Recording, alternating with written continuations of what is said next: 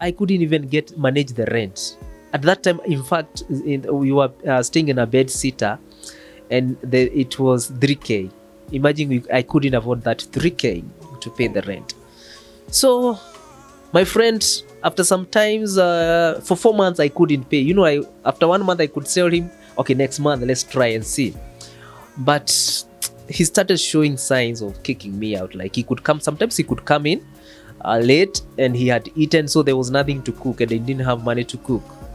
So I could see he was trying to chase me, indirectly and all that, yeah. But I was desperate at that moment.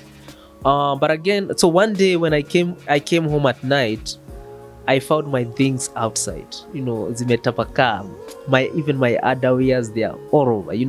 It's someone we have grown together in the industry. We have mentored each other, and we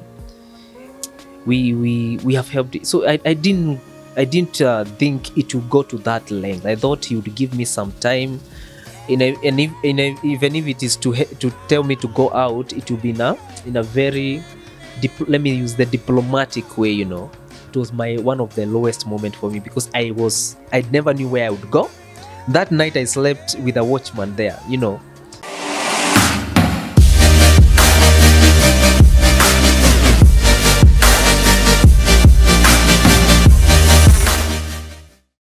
Hello everyone, my name is Hani Petra and today I'm joined by one of the funniest comedians that we have in Kenya. This guy has made us shed tears from all the laughter that he's given us. If you do not know who I'm talking about, it's the one and only Consumator. You have seen him on Churchill show, on the road, oh my God, he's been hilarious. And of late, things haven't been going so well for him. And he's here to tell us how his journey has been post-COVID and during COVID and how everything has turned out for him. Consumator, thank you so much for joining us. Asante sana. Yeah. So how have you been?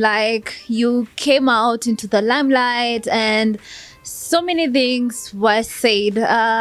Do you regret doing that? Do you regret putting yourself out there?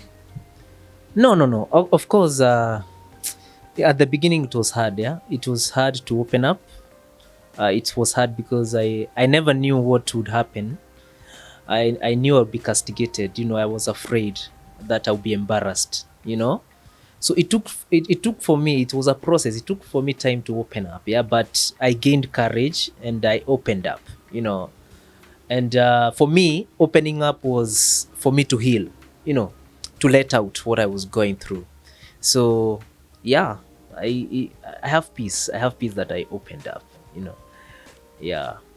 So when exactly did things start hitting you? COVID was hard for everyone. It was such a trying time. People were losing their jobs. You couldn't go to work and everything. So how did it all start, leading to the moment that you felt completely lost, jobless, nothing?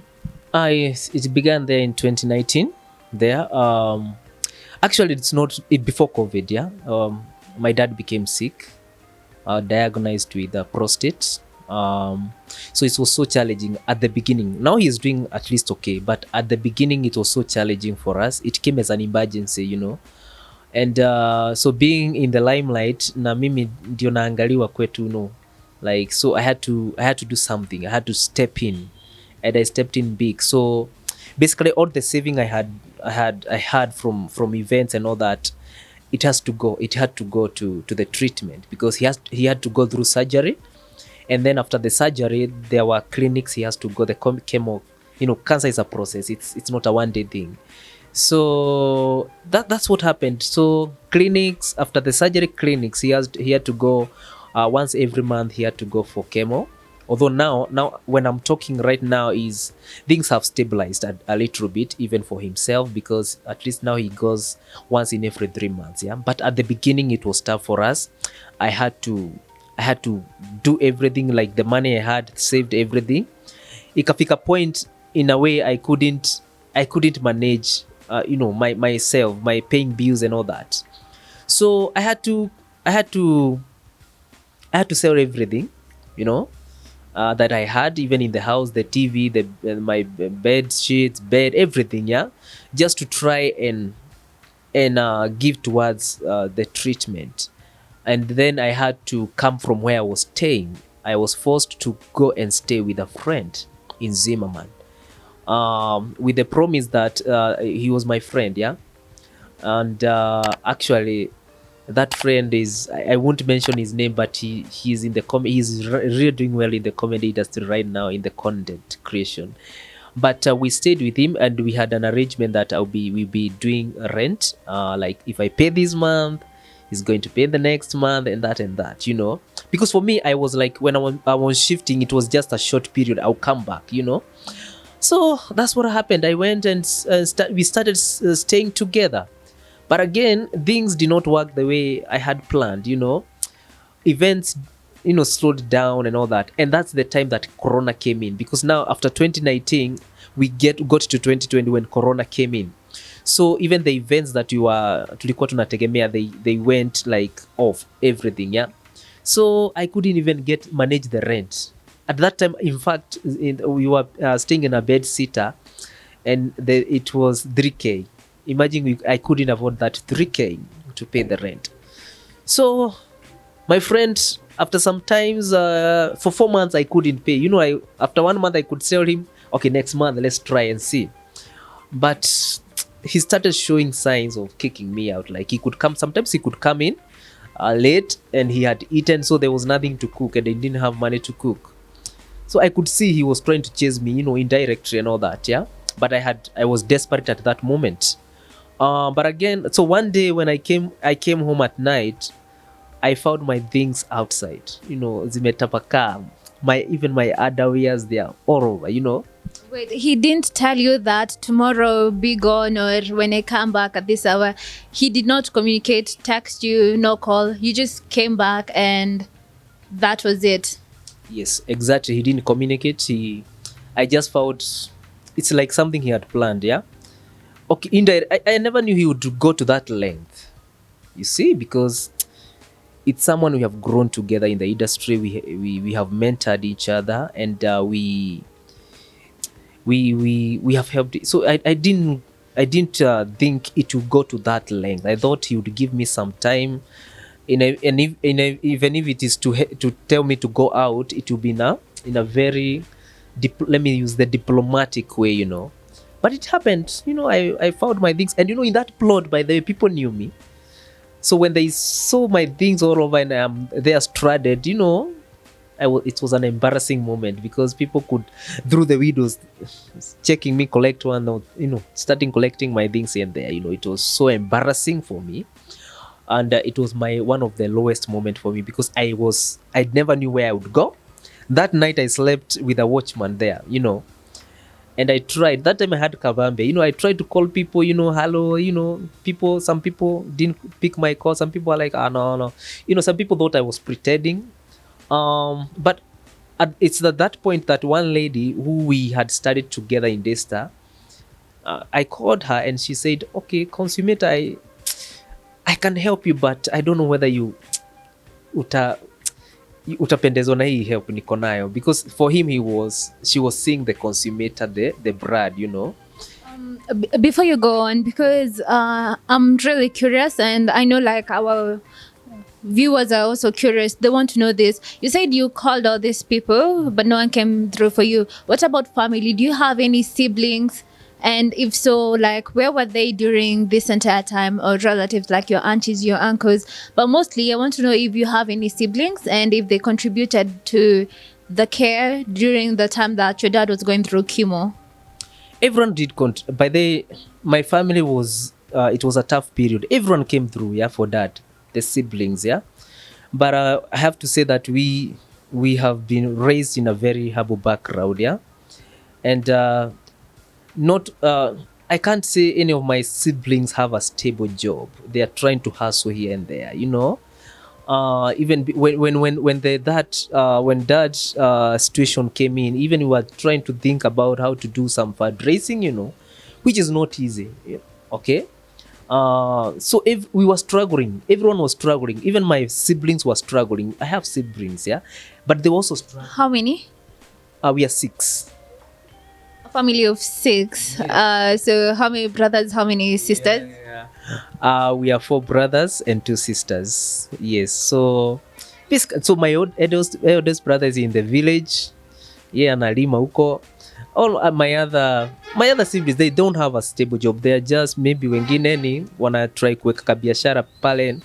So yeah, it was tough for us. So that's what I'm saying. For me, in being in the limelight, I had to do everything to try and make sure that at least dad can get all that. So for myself, my siblings did their part, and for myself I also did my part. And my part is I had to sell everything I had. I had to exhaust all my savings, all that. I had to do that sacrifice, as Consumator. Yes. So where were you? So You were telling us about the lady. You two studied together at Daystay. Yeah. So before you even go on with that, I want to know, like, what course did you do at Daystay, and if you actually went ahead to pursue anything under the degree that you have? Daystay, I studied community development. Now, this is what happened. Even before I graduated in Daystay, that's when I joined Churchill in 2008. And it was a coincidence because for me, Eric Omodi was also in Daystay kwa mbele yangu kidogo. So at that point, there was nothing like stand-up comedy. It came with Churchill, came with that, people used to do this nyengeze. You could wear some funny clothes and go to the streets and make people. So stand-up comedy was not known. It was a new thing in Kenya. So at that point in Daystay, we used to do poetry. Yeah. So Eric Omodi used to do poetry. I also used to do poetry, perform in chapel and all that. So Eric Omodi went to Churchill, and people could see him in Churchill at that point when it was beginning.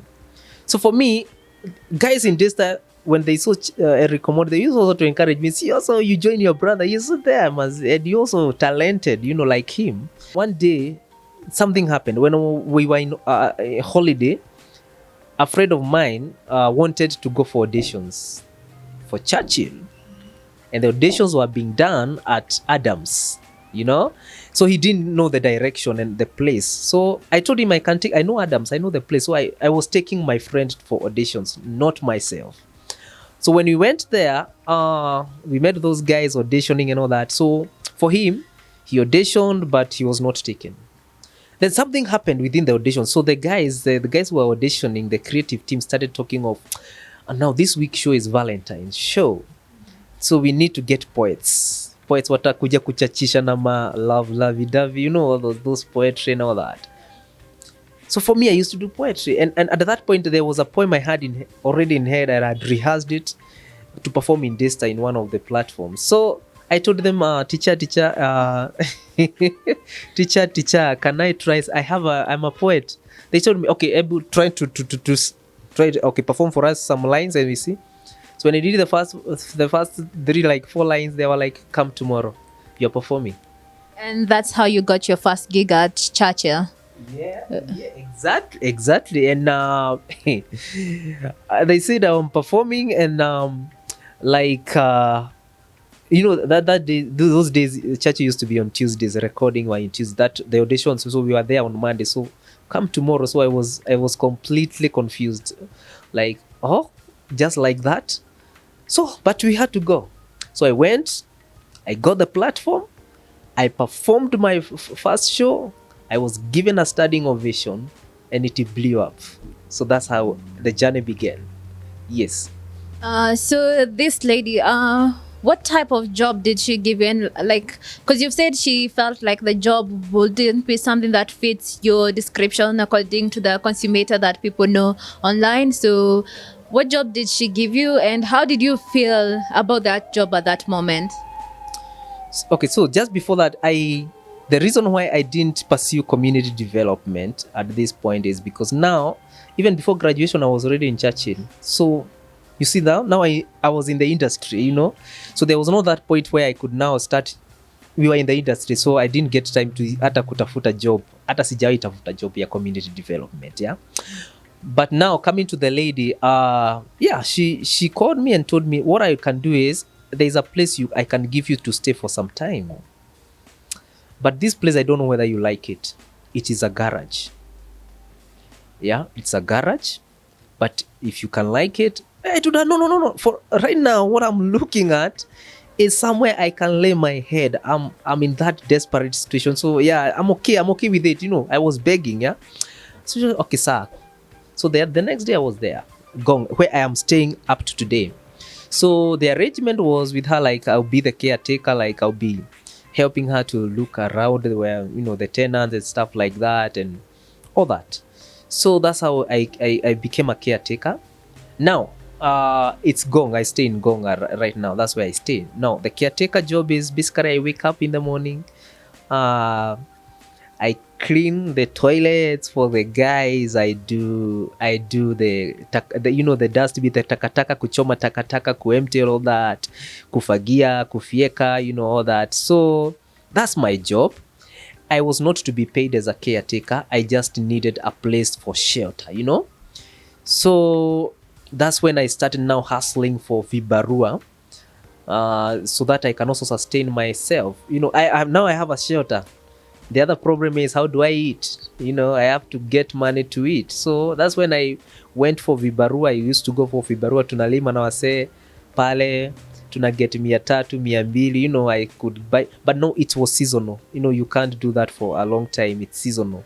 So when it was not there, sometimes I could struggle even to get food. I could go for 2 days without eating, But I knew it was a situation and I came to accept it. In fact, the way I do caretaker job, I do it with a lot of happiness, with stride and pride, because I know it's a phase, When I'm cleaning, I do it with my smile and all that. I am not complaining that I'm a caretaker. I'm not complaining that I do those jobs, I have learned a lot in them, and I appreciate where I am today, knowing that I will not be there forever, you see.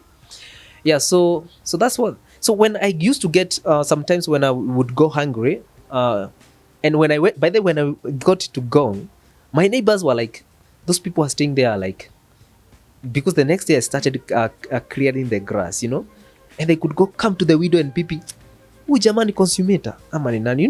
They were asking themselves, "This guy is Consumator."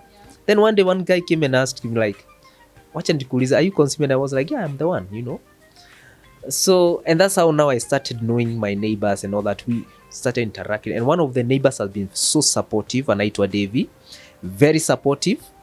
And when he saw me going through issues, he could come and talk to me. And one day I opened to him and I was like, sometimes I am not eating. So he started welcoming me to his house. And that's how we began cooking in his house. So today at least, even when I don't have any money to buy food, I can go and cook. In fact, today we cook together.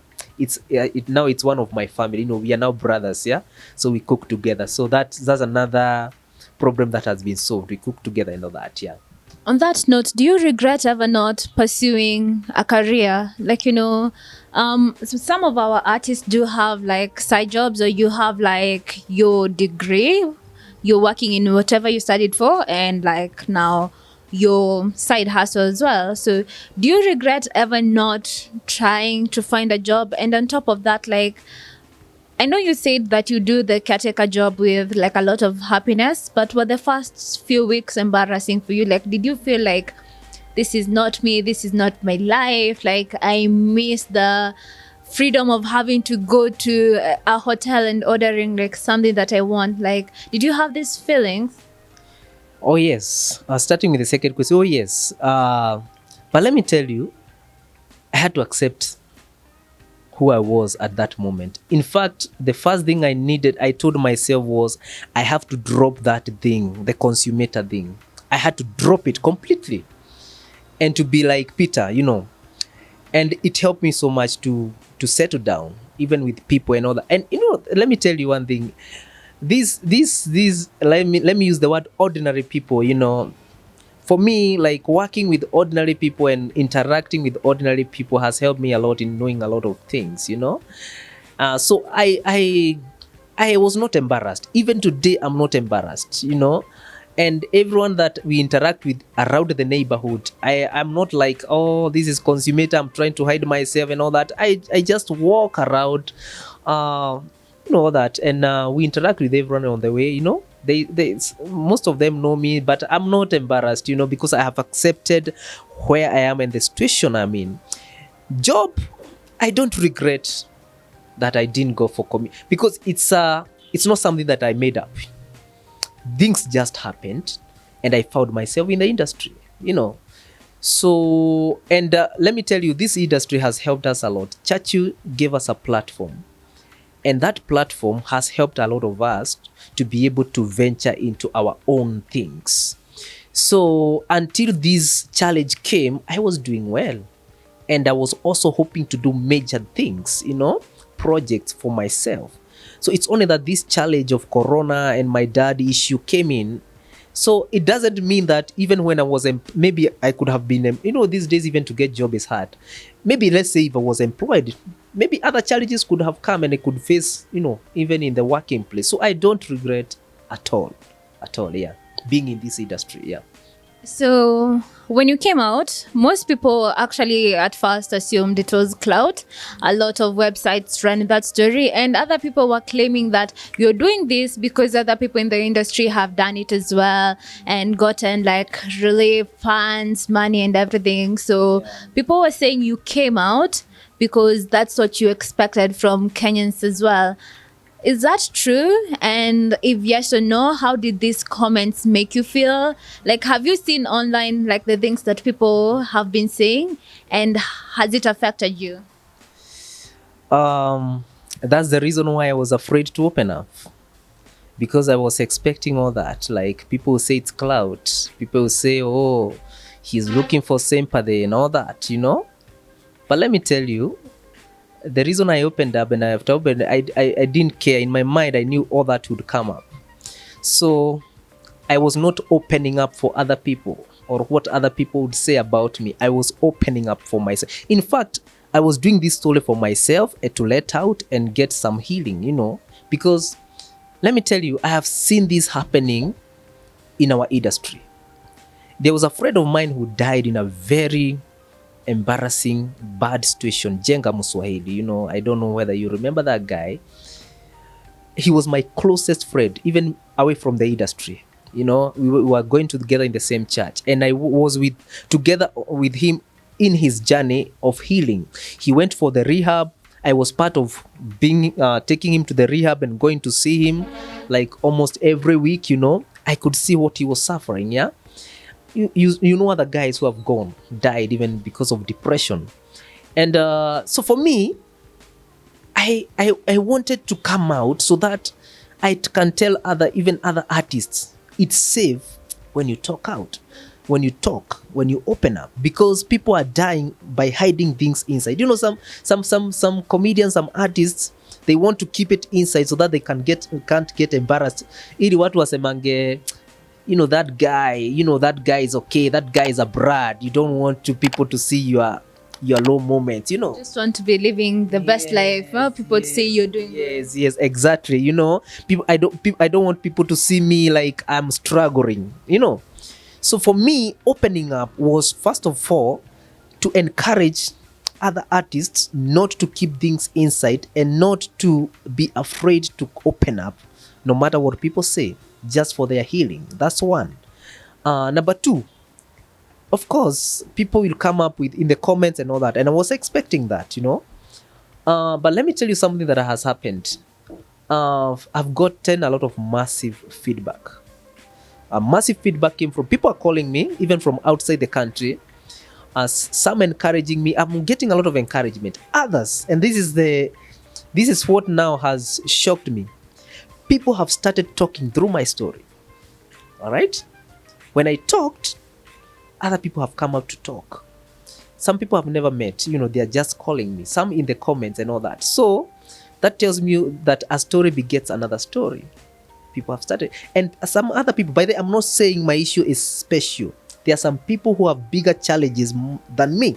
Even in the industry, even out there, the ordinary people. It's only that they have not come out to open up. So for me, I have seen other people coming to open up through my story, and I'm like, wow, at least I have created a positive energy through people to people, and that is very important for me. I never expected that, So yeah, I was expecting all these, but for me, I am focusing on what now I want to do and looking forward. Yes. Speaking of people reaching out to you, has anyone in the industry reached out to you at this moment?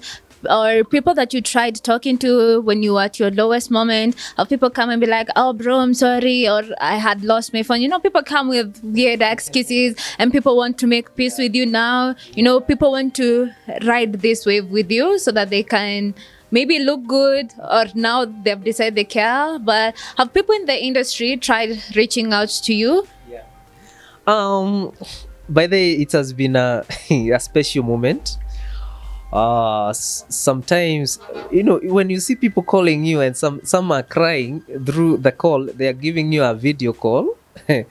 You know you have inspired someone. Number two, of course. Now, let me show in the industry. This industry of ours is very tough, and I wish people can change, because I don't know why people don't want to relate with you when you are in your low moments. People, for me, I've been ignored. Let me tell you, because at that point, let me take you back. At that point, when I was going all through this, I also lost my page, my Facebook page. It was hacked. So I could try to reach out, because I also wanted to develop my talent as I was doing my work, you know, the caretaker job and all that. I still wanted to do something for my talent, you know.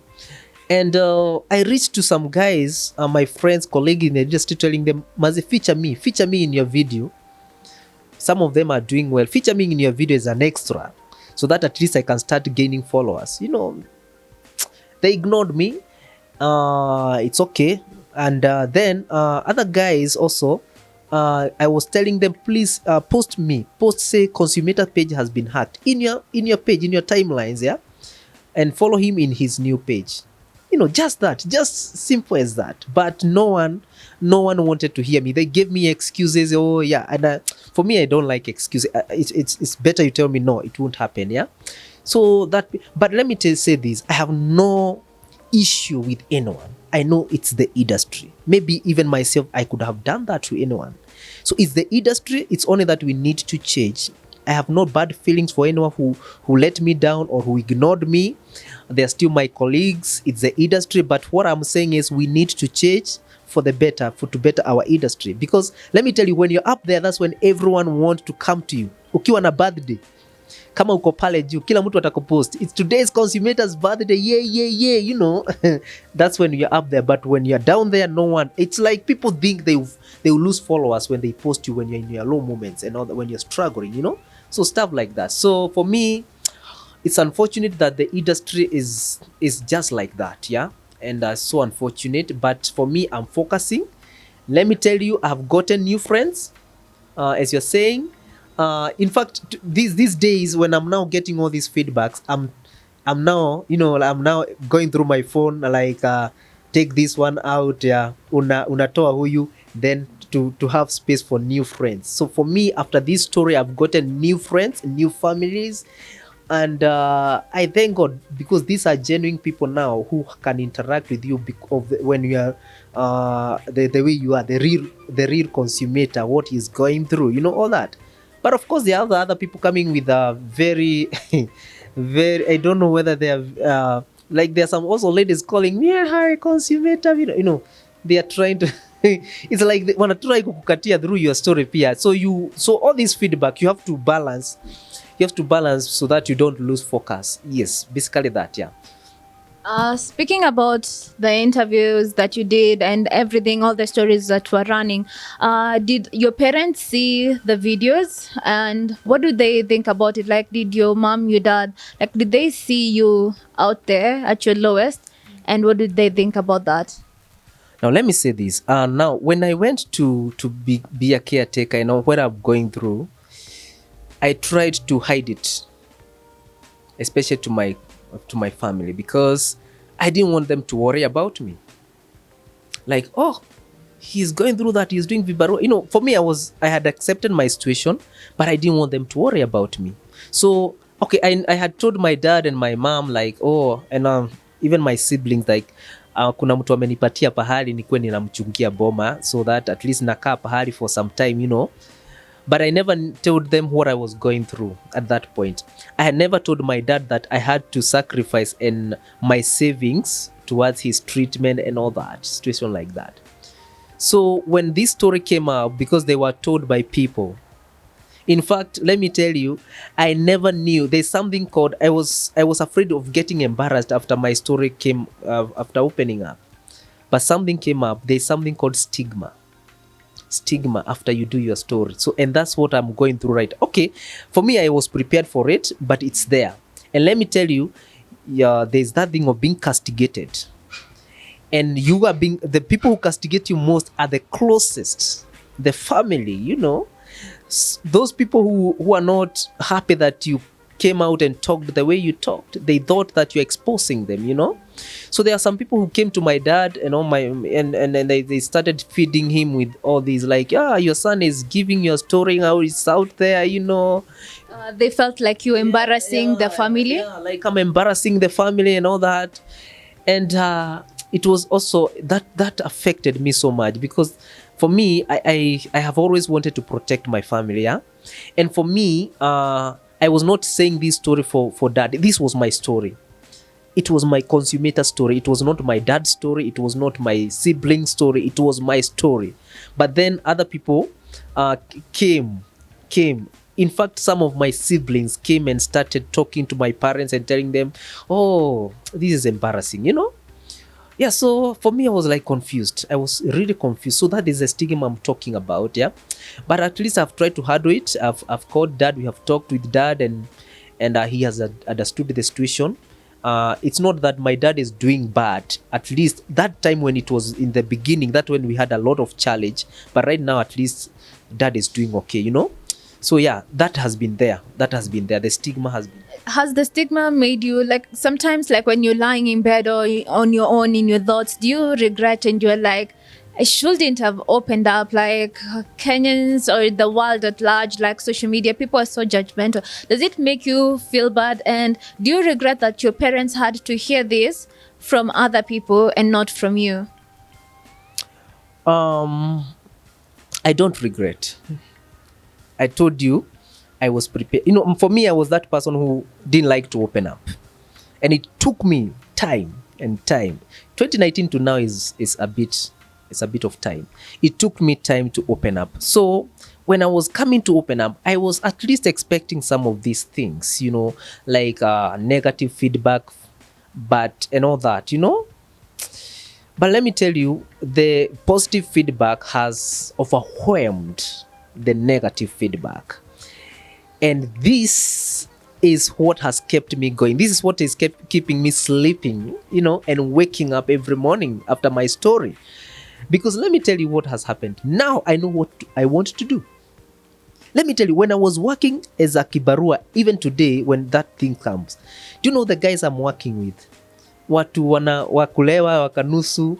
People have not gone to school. Some of them have never gone to school. Tunalima pamoja. We share stories. And we are happy together there. But let me tell you, one thing I realized is the issues we face. Whether you are a role model up there, whether you are a brat, and there's that person who is down there, the same issues. We all need the same solution. You know, so that has taken my mind back, and have learned a lot. And I was like, wow, wait a minute. So what a Consumator is going through is what someone else is going through. The feedback that has been coming in from different people in levels of the society, telling me, oh, Consumator, thank you so much for opening up. You have inspired me. I've also been going through this and this and this and this. So different people.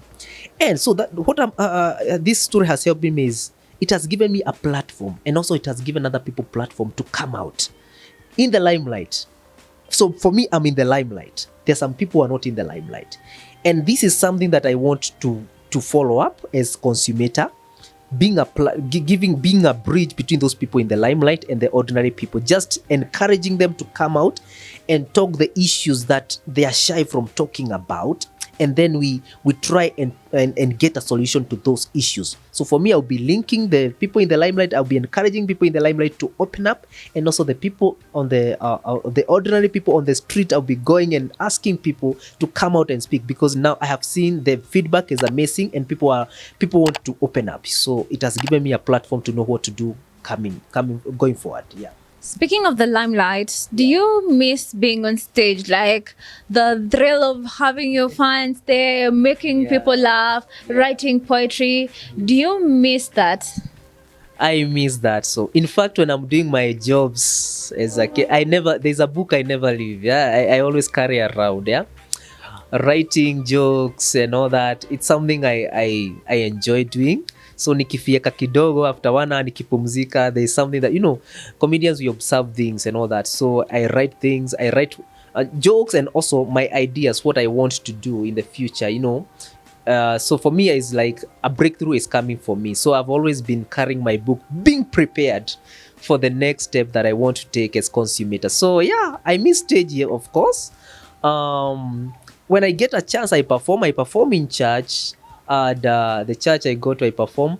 And but some of these guys don't know what we go through as comedians. Let me tell you why I love doing this. Like, there's a time, that time I was still in Zimmerman, yeah, and the challenges had begun. So I came to perform and had not even taken breakfast, but my passion told me, go and perform. So I had not eaten breakfast, so I performed in church, and people were in stitches, wako chini ya viti. In fact, I remember that day Rachel Ruto was in church. Sometimes she comes to our church and all that. So people are there, standing ovation. Hey! After the performance, oh, thank you, all that, yeah. But I didn't even have fare. I had to walk from Karen to Roysabu, and I had not taken breakfast. My friend, I tell you, when I was getting to Roysabu, I was like fainting. Because, but at that moment, I had this ego of comedian Consumator. Yule hawezi enda kwa mtu amuombe fare, watanionaje? That guy in the limelight, watanionaje? Na hiyo ndio kiburi nataka watu wa change. Hiyo kiburi ya industry, like, I don't want to come from that level, nikuje hapa chini. That's the thing, and that's making a lot of us suffer, because we don't want to share. So hiyo ndio kitu ego ili nifanye some of the mistakes I did. I never knew at that point, but at least right now I have opened up. I have given myself to the people. They can see now the real me. I'm not afraid to interact with people the way I am, and amazing. I'm getting all this feedback, and I think it's amazing for me. At this moment, like, the industry has opened up, things are better right now. We do not have restrictions and all that, and Churchill show is back. Yeah. So, given the chance, would you go back to Churchill show? Like, is that something you would want to do? Now, even before Corona, I did my last performance in Churchill. Not the last, like the last time I was in stage in Churchill it was in the middle of the year 2019. It was in Mpasho, But something I told myself, I want to grow out of Churchill show. Because for me, the platform, I have outgrown the platform. Not that I have that big name to outgrow it, but I wanted to do something for Consumator. I wanted to grow my brand as Consumator, you see? So that has always been my back of my mind. Like, I can't be in Churchill forever. There are new talents who are coming up. We need to give them space so that they can also come up.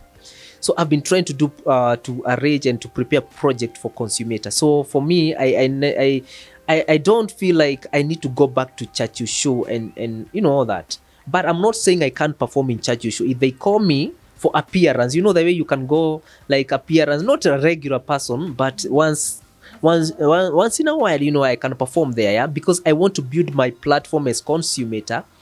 And I'm telling you, I already know what I need to do. It's only that the challenges had come on my side, yeah, but I know when the breakthrough comes in, I already know what I need to do. And one of the things I need to do is that online show that I'm talking about. Yeah, that of helping guys to open up. Truth be told is the show, and I think it's something that I want to do very fast. Speaking of Consumator, yeah, you've said sometimes women were calling you, and you could tell that they had like ulterior motives, like mtu anakusalimia na kujulia hali, lakini you can tell there's something else going on. But I don't want to assume, so I'm going to straight up ask: does Consumator have a wife or children out there? Like, do you have someone? And if so, have they been with you during this journey? Did they live in between? Like, let us know. Kiateka hana mtu. Unajua Lakini alikuwa na mtu. Ukiwa kiateka ni hadi kupata mtu.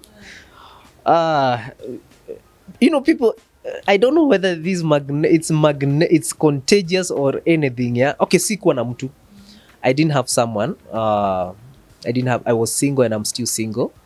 I don't have children. See me, I'm not a runaway dad and all that. I don't have children out there.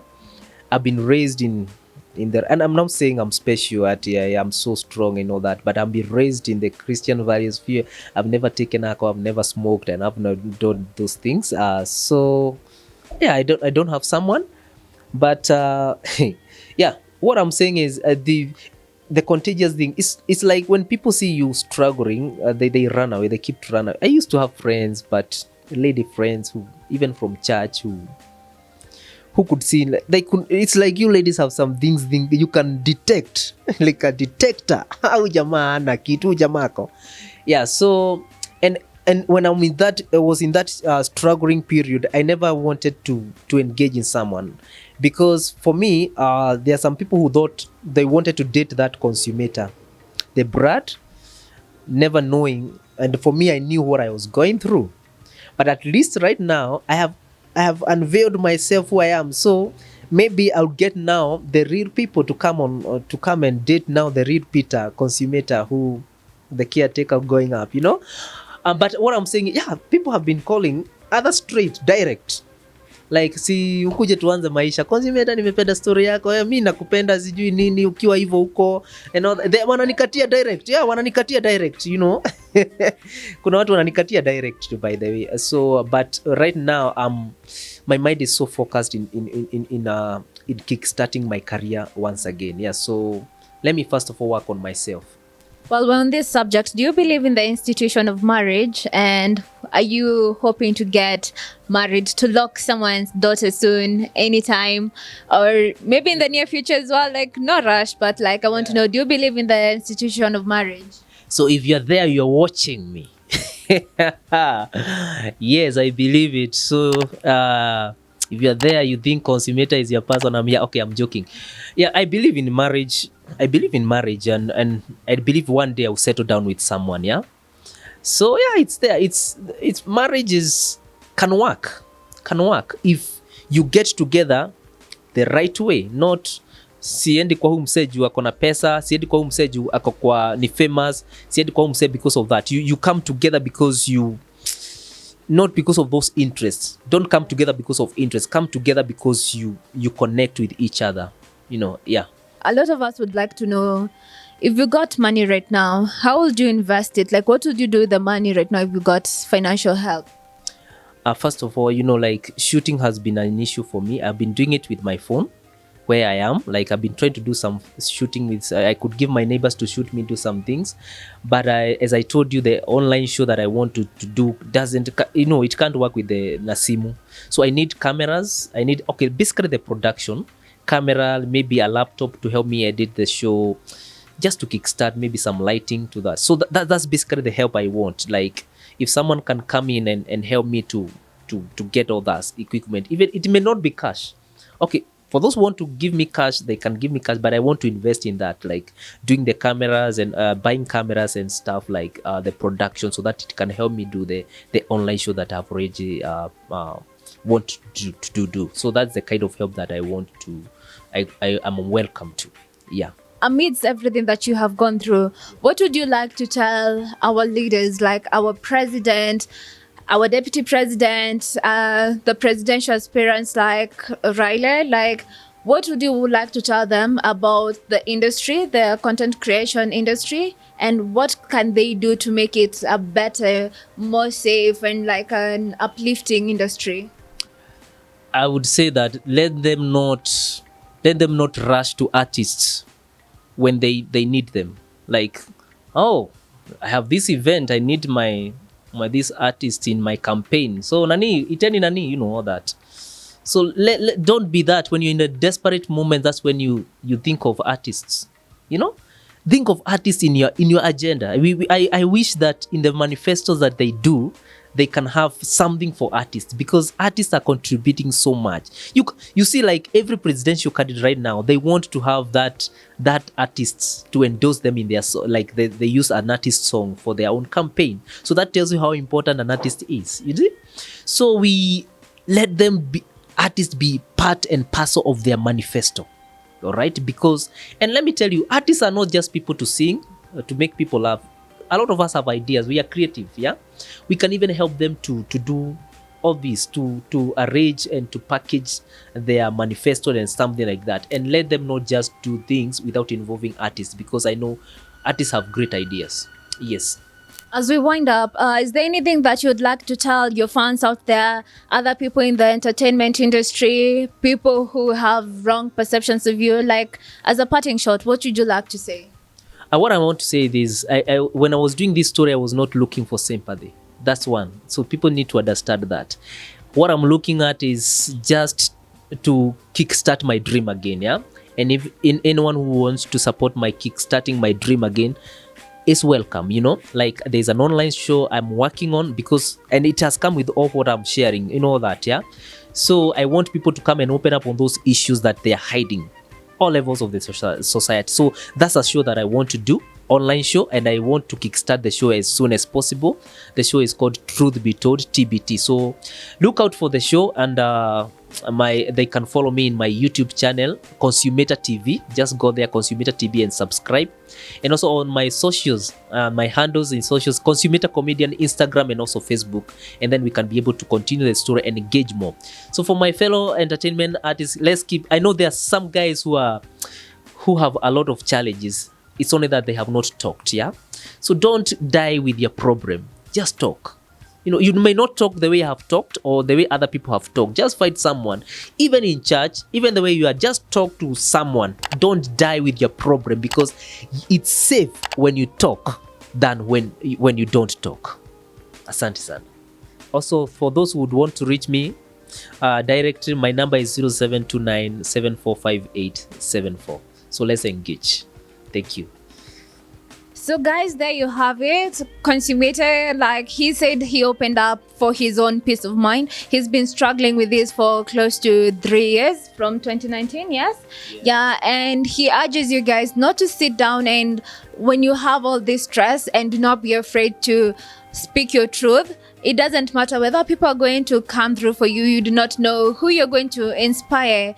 I have been Hani Petra. Behind the camera is the talented Saidi Abdale. Till next time.